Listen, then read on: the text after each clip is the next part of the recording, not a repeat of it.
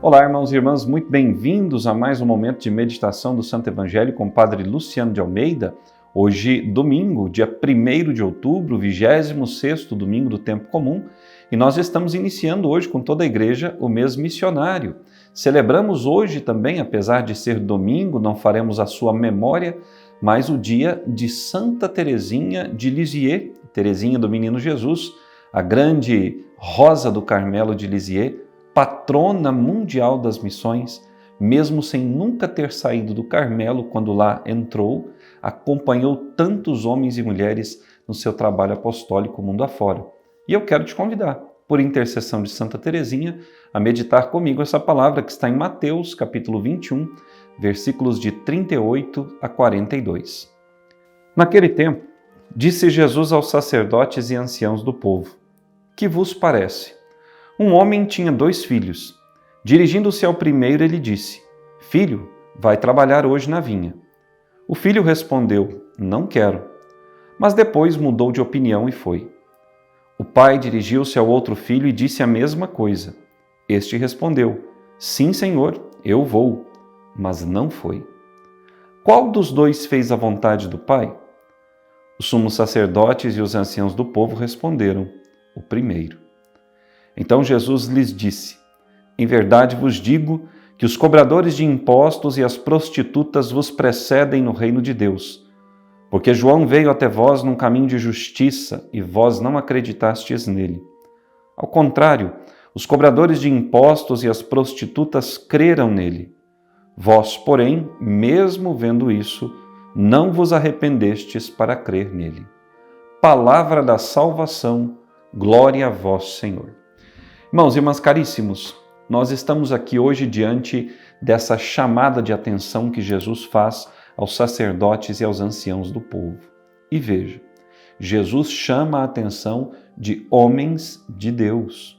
Na sociedade israelita, o sacerdote e o ancião, eles eram profundos conhecedores da palavra e da lei de Deus. Eram homens que estudavam a lei, eram homens que rezavam, que faziam os seus sacrifícios, que estavam dia e noite cumprindo os preceitos do Senhor. Todavia, cumpriam os preceitos da boca para fora, mas não do coração. E aqui nós podemos nos recordar da palavra do Senhor que diz: Este povo me honra com os lábios, mas seu coração está longe de mim. Irmãos e irmãs caríssimos, nós parece que estamos vivendo o mesmo tempo que Jesus viveu cá conosco na terra e no qual Jesus lançou essa parábola. E por quê? Porque hoje em dia há muitos, e não apenas sacerdotes, leigos e leigas, que falam em Deus, que dizem acreditar no Senhor, mas suas vidas, suas ações, o seu testemunho vai na contramão de tudo aquilo que anunciam.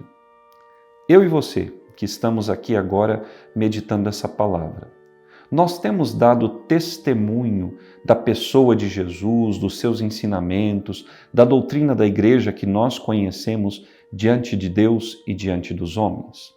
Vejam, eu e você, que temos um pouco mais de idade nesse mundo, nós que somos ali do final da década de 70, década de 80, nos seus inícios, nós crescemos em famílias que nos deram valores morais e espirituais. Ao menos assim foi comigo. Nós sabíamos muito bem o que era agradável ou não a Deus e aos homens. Nós tínhamos essa noção muito clara de bem e mal, de justo e injusto. Nós sabíamos até onde nós poderíamos ir sem ferir o amor de Deus e também o amor do próximo. Ora, nós crescemos com esses valores. Eu guardo ainda no meu coração e na minha mente tudo aquilo que recebi dos meus pais, dos meus professores, dos meus catequistas, dos sacerdotes da minha paróquia, dos momentos de oração e formação no meu grupo jovem. Eu trago isso para a minha vida. E acredito que você que tem a mesma idade que eu, também o faça. Hoje, o mundo no qual nós vivemos coloca todos os nossos valores em xeque. Parece que tudo aquilo que nós aprendemos, tudo aquilo pelo qual tantas pessoas lutaram para que nós pudéssemos viver, parece que hoje está errado. O homem, na sociedade atual, ele tem assumido um papel de juiz do próprio Deus, das coisas de Deus, daqueles que são de Deus. Os valores que a sociedade estabeleceu, que a igreja plantou no nosso coração, aquilo que o Evangelho nos iluminou a vivermos, hoje parece não ter mais sentido para o mundo. Para nós que cremos, esses valores, a doutrina, tudo continua tendo valor.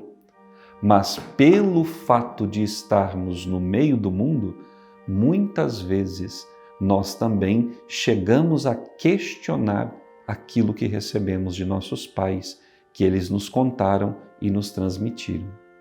Quantas vezes nós olhamos homens e mulheres que tiveram uma educação sólida, uma educação de valores, agindo como se nunca tivessem conhecido tais regras, como se nunca tivessem vivido numa sociedade onde o respeito e a fé valiam. Nós vemos hoje o Deus colocado no banco dos réus. E aqui nós podemos chamar para a nossa reflexão o profeta Ezequiel na primeira leitura. O profeta, por meio de suas palavras, expressa o que Deus quer que nós ouçamos. Expressou ao povo daquele tempo o seu descontentamento. E por quê? Porque os homens daquele tempo, como os homens de hoje, vão dizer: mas será que não é Deus que está errado na sua conduta? Ora, Deus não está errado na sua conduta. Deus tem sempre a mesma conduta. Deus age sempre com os mesmos sentimentos. Deus é misericórdia, Deus é justiça, Deus é perdão. Deus sempre vai mostrar aos homens e ao mundo, a todo o universo, estas suas características. Deus é imutável no seu pensamento e nas suas ações. Quem muda, quem desobedece, quem transgride, somos nós. Portanto, irmãos e irmãs caríssimos, é preciso que nós nos coloquemos em oração, em meditação e façamos um bom exame de consciência. Será que nós não estamos tomando parte no número daqueles que estão fazendo Deus sentar-se no banco dos réus e estamos apontando que as coisas de Deus estão erradas? Que elas não se encaixam mais nos tempos atuais? Porque, infelizmente, essa é a moda, e inclusive dentro da igreja. Há muitos que querem adequar o Evangelho às suas necessidades. Querem adequar o Evangelho a toda essa bagunça que vive a sociedade atual. Querem tirar do próprio Evangelho a legitimação para coisas absurdas, como, por exemplo, o aborto, o assassinato de crianças, como, por exemplo, a permissão para que o pecado seja de fato acolhido dentro da igreja, nos nossos grupos de oração, nos nossos encontros de juventude.